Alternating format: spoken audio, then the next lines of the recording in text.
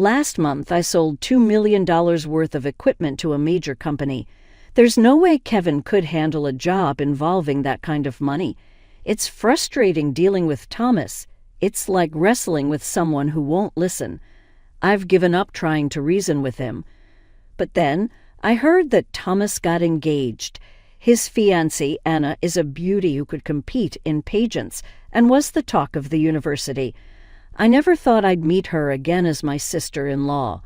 Since that day, Thomas has been smitten with Anna and has been giving me a hard time. After the tragic accident that took his first son's life, he came up with something outrageous. "I'm going to marry a widow, Anna. I'm going to divorce you. So get out." "Fine. Here's the divorce papers," I said. I didn't hesitate to write them. "This is my one-way ticket back to my life, and I have to file it myself. I'm Mirabelle Smith, and I'm turning 35 this year. This all happened before I got married. I worked at my father's company and planned to leave once I figured out what I wanted to do. Until then, it was a good place to learn the basics, as my father suggested. Everyone knew I was the boss's daughter and kept their distance. Even after being there for a while, my relationships with colleagues didn't improve. I was always just the boss's daughter. I sometimes regretted joining my father's company so casually because I didn't need to job hunt.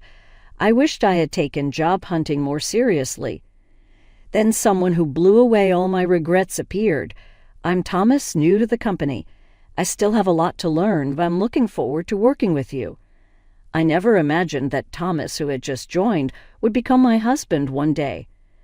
Right after Thomas joined, I was having lunch alone at my desk during the break. "You're not going out to lunch with everyone, Mirabelle?" "No, I brought my own lunch." "Really? Your lunch looks tasty, Mirabelle." "It's nothing, just leftovers in a Tupperware," I replied, looking back. I think about how awful I used to be at talking to people, but Thomas spoke to me in a way that blew away my uneasiness. "I'm hopeless with household chores, so I really respect that you can manage them. Also, the orientation manual you created was really easy to read. It shows your attention to detail." For the first time, I felt like someone at the company really saw me. "Thank you, I'm glad you said that." "I'm glad too." You finally smiled. That conversation was a turning point, and I started talking more with Thomas. I've encountered countless fleeting relationships in this job, but there was something special about Thomas that set him apart. Moments that click in life aren't frequent, but I was sure of it. I might just marry this man, I thought, as Thomas and I grew closer despite our busy work schedules. Seeing his smile and earnestness made me want to be by his side. Marry me despite all my flaws. Yes, gladly. Dating someone you truly love and getting married was surprising even to me. Back then, Thomas had just joined the company, but he quickly stood out with his pleasant demeanor and precision in his work. One day, I overheard a conversation in the break room that shocked me. Thomas was confidently telling a colleague, "I'll earn big and provide for you, Mirabelle. I want you to be a stay-at-home wife." At that moment, I felt an unpleasant premonition, but I couldn't just break off our engagement over that alone. I could have walked away and pretended I didn't hear it, but I wanted to know Thomas's true intentions. So I showed my face and said, "Thanks, but don't overdo it." Thomas then looked at his colleague with an expression that seemed to say, "See what I mean? A woman who quietly walks 3 steps behind her man is just right for me." Not long after this incident, I handed in my resignation and became a full-time housewife. I might be biased, but Thomas is passionate about his work and seems to have the skills to take over the company in the future. He was kind to me, so I believed we would live happily together and grow old. However, that expectation was shattered all too easily. Thomas changed once we got married, quickly showing his true colors. Now that I'm a full-time housewife, he probably thinks I can't escape. Thomas leaves everything undone, ever thinking to do housework on his own. He leaves food where he ate, doesn't clean up, and won't tidy the areas he dirties. If I look away for a moment, The room I just cleaned gets dirty again. If I leave it, he scolds me for the mess. When Thomas is home, I have to follow him around as the house quickly becomes a disaster with no space to even step. "Hey, could you at least wipe up the places you've dirtied?" I asked. Thomas snapped back. "Why? That's your job as a housewife, isn't it? Don't you see I'm deliberately not doing it to avoid taking your job?" "That's ridiculous. I'm doing this for you, for your growth. Don't you see how dismissive that is?" Thomas sighed heavily and let out the last thing I wanted to hear. "I married you because you were the boss's daughter, but I didn't expect you to be this troublesome." The only person who had freed me from the curse of being the boss's daughter was Thomas, and I felt betrayed by him. "So, if I weren't the boss's daughter, you wouldn't have married me?" I asked. Thomas replied with a click of his tongue. "I had to get married for credibility with clients, given my age. Plus, marrying the boss's daughter is bound to be advantageous in the future." He forced me to cut off the conversation and walked away. Lately, it bothers me how Thomas has to dominate every conversation, looking down on others as if they are beneath him. He's especially harsh towards his own brother, Kevin, always trying to prove he's better. Kevin has been involved in mechanical research and development since graduating from grad school, so they're not even on the same playing field. Kevin is just a bookworm. I would never want to be like that. It's uncool and lame, Thomas often says, perhaps out of an inferiority complex, emphasizing how he's superior in the corporate world. I sold $2 million worth of equipment to a major company last month. Kevin, always stuck in his numbers, couldn't handle a job involving that kind of money. I'm sick of Thomas always comparing himself to Kevin, boasting about his own superiority. Then one day, at the age of 45, Kevin got engaged. The couple, who met through an acquaintance, hit it off and quickly decided to marry. We were invited to meet the bride's family as Kevin's brother and sister-in-law. "Kevin is getting married? That can't be true. She must be nothing special," Thomas grimaced when he heard the news. "Getting married now. He must have just thrown money at some young woman because he's scared of being alone." It's hard to know how to respond when such strong disdain is openly displayed between brothers, but we decided to go to the meeting anyway since it was a special occasion. When we saw Kevin's bride-to-be, Thomas was at a loss for words. "Wow, seriously, she's as beautiful as Mirabelle and the same age." Thomas was speechless at the bride's beauty, and so was I. Anna turned out to be someone we both knew from university, where we were in the same major. She was always a standout, participating in beauty pageants and often approached by people on the street. I never thought we'd meet again after all these years, and I was surprised for a different reason than Thomas. Kevin's smile said it all. He was thrilled to be marrying Anna. At the beginning of the meeting, there were signs of nervousness, but gradually, smiles that couldn't be hidden started to overflow. However, as the meeting progressed, one person's expression clouded over, unable to feel happy. "How did Kevin get such a beauty?" "That's impossible," Thomas muttered. After returning home, Thomas, irritated and alone, threw a box of tissues. "Well, they were attracted to each other when they were introduced, weren't they? Why would a plain bookworm like him get to marry such a beauty at this timing?" "I don't know that, and she has been in beauty contests and even on TV, you know." I was thinking how Anna's beauty and fame had not faded when Thomas's frustration turned towards me. "I married you because you were the boss's daughter, but what a letdown. I rushed into a bad deal." "What is that supposed to mean?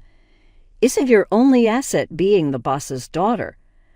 I felt like crying from his harsh words and attitude, but held it back.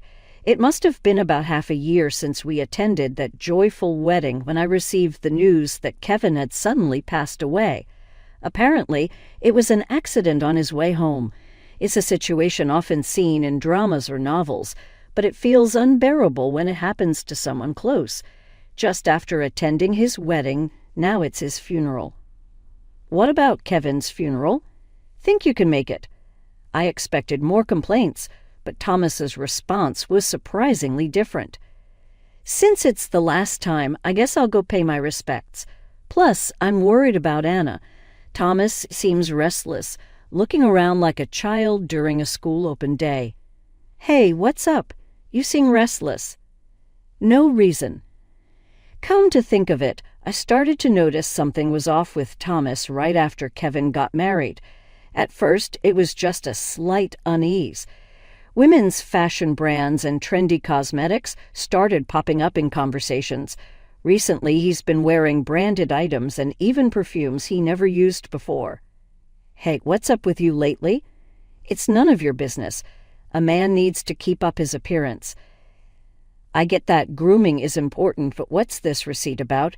I showed Thomas the shopping receipt. All this shopping, restaurants, jewelry, sweets. What's the deal? Why are you snooping around? Just stop it. You leave it out in the entrance for all to see and then say not to look. So, can I ask what this is about? Thomas started to fumble for an excuse. Look, it's for entertaining clients. You know, I thought I'd make an early investment for the future. I couldn't conclude anything yet and didn't want to dig myself into a hole. I decided to let him play his hand a little longer since I needed to gather more evidence. Unaware or not of how I felt, Thomas began to hurl terrible words at me. Hey, what's with your look these days? What? Is something wrong? I've always thought you didn't stand out, but now your belly is starting to sag. You're nothing like Kevin's wife. Thomas had a look of satisfaction, as if he got one over on me. It's the truth, right? Are you pouting because I hit the nail on the head? Being a homemaker doesn't mean you should let yourself go. Despite this, I had admired him when we met and felt joy at being able to marry him. I never dreamed I would be the one to suggest a breakup, but it seemed Thomas had his own thoughts. One day, as I stood up to bring in the laundry, our doorbell rang at an unusual time. It was 5:00 p.m., way too early for Thomas to be home from work. Welcome home. You're early today, I said, opening the front door, surprised to see him.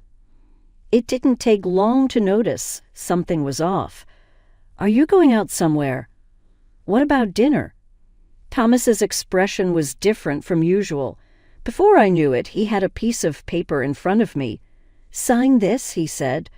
Realizing he was presenting me with divorce papers, I spoke up.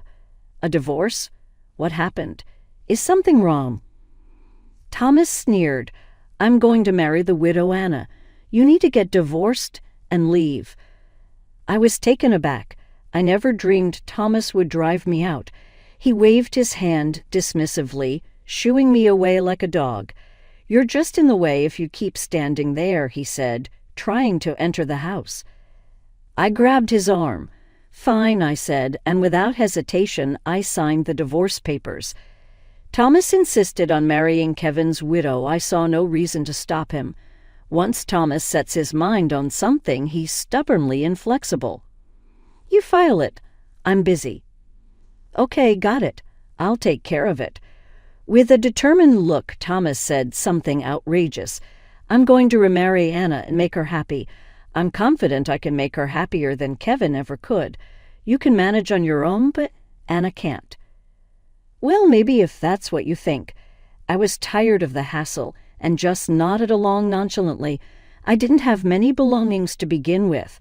Who would have thought that not being materialistic would come in handy like this? Is this really happening? Am I the one who has to leave? Of course. Why should I, the head of the Smith family, be the one to leave? I was shocked he was still saying such things. At the same time, I realized that nothing I said would get through to Thomas anymore, so I made my decision. The furniture arrives tomorrow, and I've cleared out the nuisance. Now everything's set for Anna to move in. It's going to be busy. Thomas was humming a tune and dancing around, ignoring me. I quickly left the house and returned to my parents' house for the first time in years. I had been living as a homemaker just as Thomas wanted. I decided to stay with my parents for a while to figure out how I would live moving forward. They were initially surprised but warmly welcomed me, accepting my decision, for which I am truly grateful.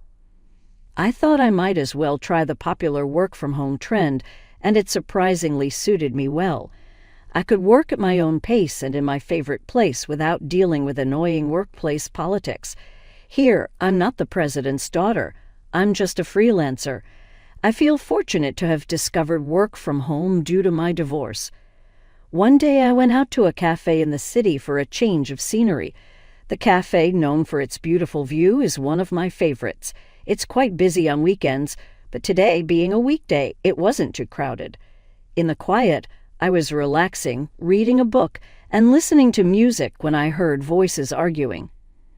It was 4:00 p.m. on a weekday, a typically peaceful time.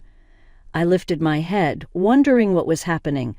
I recognized the faces and heard the exchange, though I wished I hadn't. It gave me a headache. Today I've come prepared to make you happy. Forget about Kevin and be happy with me. Will you marry me?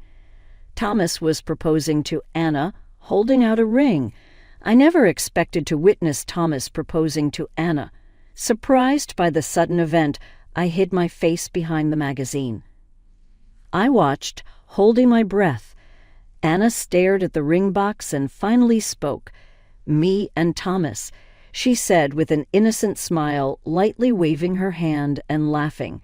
She took the ring box, opened it, and said, "Oh, I thought you might feel this way about me. I had a suspicion, but really." She took the ring out of the box and held it up to the light. "Do you think I'm the type of woman who suits this luxury brand?" "Of course, Anna. You're beautiful, and Kevin was not worthy of you. Forget about him and be with me, won't you?" Anna quietly placed the ring box next to her coffee. "Is this ring secondhand? You put it in a branded box, thinking I wouldn't notice. Do you think I don't know anything?" "No, that's not it. I just wanted to protect your smile. That's why I got divorced." Anna sighed softly, pointing at the ring. At first glance, the box seems genuine, but this ring looks like it came from a pawn shop or recycled shop. Did you think I wouldn't notice? Thomas seemed at a loss for words. Anna continued pressing the point. "Don't underestimate me. First off, the brand of the box and the ring itself don't match. The ring and stone don't fit the rank. You probably bought just the box on some app and picked up the contents from a pawn shop, right?" It seemed I hit the nail on the head as Thomas began to falter. I almost burst out laughing from behind my cover. "What? Why? And most of all, this part is evidence you tried to erase the previous engraving and repurpose it for proposing to me, right? A proposal ring in a luxury brand box, but the contents are secondhand. That's so typical of Thomas, always caring about appearances, but lacking substance." At Anna's words, Thomas stood there speechless, unable to respond. Suddenly, the serious expression on his face turned foolish. "I work in the jewelry industry, so I know a thing or two. Did you really think you could fool me with such a clumsy attempt?" "No way Kevin could have caught a woman like that," Thomas muttered to himself, biting his nails. Anna added insult to injury. "I've been meaning to say this, but you're the one who kept sending gifts unilaterally after I married Kevin. I've told you several times to stop because it was bothersome. Did you think? Was I that kind of woman?" "No, of course not. You think I don't understand anything. That's why you do these things, and that's why I can't come to like you." Suddenly cornered, Thomas became flustered. "But my love is genuine. I love you, Anna, and that's why I wanted to help you." "Help me? I never asked for your help, did I?" Anna looked perplexed. Trying to attract attention with gifts or a man suddenly coming forward saying, "I want to help you," and then opening a box with a ring. "I love you so much I can provide a better life than Kevin could." Despite his self-centered assertions and tears, Anna found them utterly unrelatable. "That's exactly it. Really, it's impossible with you." Thomas started to say something but then covered his mouth with his hand. Thomas, it's always about you. Who wants to live with someone like that? Because I work for a well-known company, I can provide a comfortable life. If you just do a part-time job at the supermarket, that'd be enough, Thomas said. Anna put her hand on her head and sighed heavily. What? Just a part-time job at the supermarket? Or did you prefer being a housewife? Well, that's fine too. Thomas spoke as if making a concession. I hate people who impose their ways on me the most. Kevin never once imposed his ways on me. He was gentle, and he respected me, Anna said. Surprised by Anna's words, Thomas suddenly stood up. I silently watched as the chair clattered and rolled away. Really, it's his broad-mindedness and supportiveness that I loved. That's why I had no doubts about marrying Kevin. And of course, he never interfered with my career after we got married. Anna took the ring in her hand and glared at Thomas. I work here as a jewelry designer, believe it or not, so I can't tolerate how someone like you handles rings. And as a person, you're nothing compared to Kevin. What? You think I'm inferior to Kevin? Thomas had always belittled Kevin. I can do better than him. There's no way he can do something I can't, he'd often boasted. It was clear he looked down on Kevin.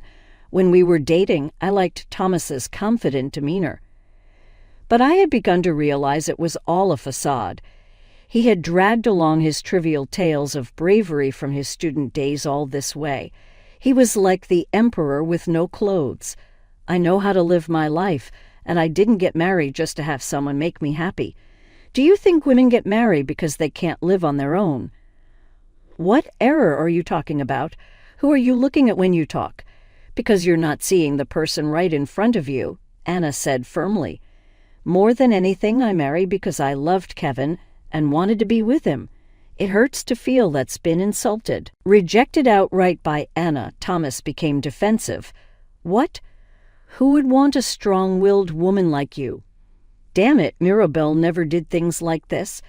Grumbling, Thomas left the cafe. He passed by me for a moment, and I thought he might notice me, but he left without seeing me. A few days after witnessing that scene between Thomas and Anna, it was about a week since I had presented Thomas with the divorce papers. The phone kept ringing so persistently that the sound seemed to stick in my head. What was his intention in calling? I had been ignoring the calls completely, but finally I decided to check the call log on my smartphone. When I saw Thomas's name all over the history, the scene at the cafe came back to me. Despite the terrible premonition, I decided to answer the call. Hey, are you doing okay? Thomas sounded uneasy. I'm managing, thanks to you. I'm relieved you finally answered. Can we meet for a bit? There's something I really need to say in person. In person? What is it that can't be said over the phone? But Thomas pressed on. Look, I know I've caused you a lot of trouble, Mirabelle. Given his insistence, we agreed to meet at a diner near the station. He appeared worn out, his fatigue evident, wearing a crumpled shirt at 6:00 p.m. He must have come straight from work, but thinking he had been at work in that state made my head ache. As soon as we sat down at the diner, he immediately brought up the divorce papers. So, about those divorce papers from that time, you haven't filed them yet, right? I wasn't surprised by his approach. Thomas is that kind of man. When things go against him, he tries to twist the facts stubbornly, but not everything can be manipulated by his whims anymore. However, Thomas can't accept that. He can only measure things from his own perspective and convenience. Look, Mirabelle, if you want, I'm open to reconciling. You're still holding on to those papers because you're unsure, right? Thomas gestured impatiently, as if to hurry me up, but to me it made no sense. However, I quickly came up with a response. If you're talking about getting back together. That paper? It's nothing but the divorce papers. If it's about the divorce papers, I filed them right after we separated. Yes, I went straight to file them a week ago. What? You didn't have to file them the same day just because I said so. Thomas appeared flustered, but that was none of my concern. Did you forget about the divorce papers you thrust at me, saying you were going to marry Anna? I haven't forgotten. You know, it was the heat of the moment. He tried to pass it off as a joke. You haven't changed at all. At over 30, it's unlikely that a man would change just because he's told to. After being apart from you, Mirabelle, I've realized I can't do without you. You're the only one who truly understands the real me. What are you even saying? I felt nauseous listening to Thomas's self-absorbed rants. Look, it's only been a week, so I haven't told work yet. If we cancel the divorce, we can go back to our old lives. It'll be great for both of us, right? Both of us? What did you just say? So, if we cancel the divorce and go back to living in our old house, it'll be like nothing happened, right? You wouldn't want to trouble the boss, would you? You really don't understand. I sighed deeply and finally told Thomas, canceling a divorce just doesn't happen. Also, I'm consulting a lawyer about you kicking me out of the house. A lawyer? That's an overreaction for a little misunderstanding. It's you who's mistaken. After your brother disappeared, you tried your moves on Anna. When rejected, you think we can just go back. It's disgusting. I haven't forgotten that you kicked me out. Thomas started sweating profusely. Also, did you forget that the house is mine? My parents gave it to us as a wedding gift in my name. No, I thought this kind of thing usually becomes the man's after marriage. Your lack of sense is beyond words. Regardless, the fact that you kicked me out has really hurt me, and I've asked a lawyer I know to proceed with it. This isn't a threat, but when he realized a lawyer was actually involved, his voice faltered. What are you proceeding with? You'll probably get a notice from a lawyer soon. Isn't it ridiculous to involve a lawyer over something so trivial? Thomas didn't seem to understand how unfavorable his position was. And one more thing, I have this document, I said, handing Thomas an envelope. He opened it, looked inside, then crumpled. You're kidding, right? Inside the envelope was a list of novelty items and supplies that had been stolen from the office. You can't say you don't remember this. Perhaps it was also meant to secure money to buy gifts for Anna. Stop making accusations just because I'm the daughter of the president. You snitch on me. Cut it out, he retorted defensively. I was annoyed by Thomas's reaction, but it was the truth.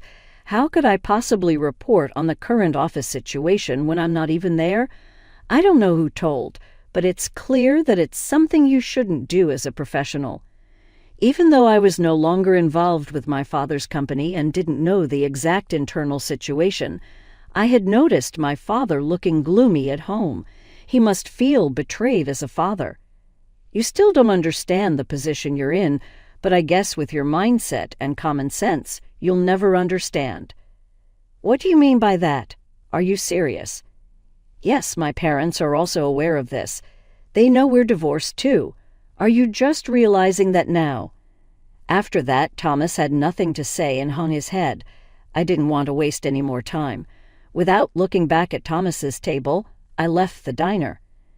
In the end, everything about Thomas, from the divorce to other matters, had become completely exposed. My father, who had given the house as a wedding gift in my name, had contacted Thomas. Thomas had left the house quickly due to the awkwardness.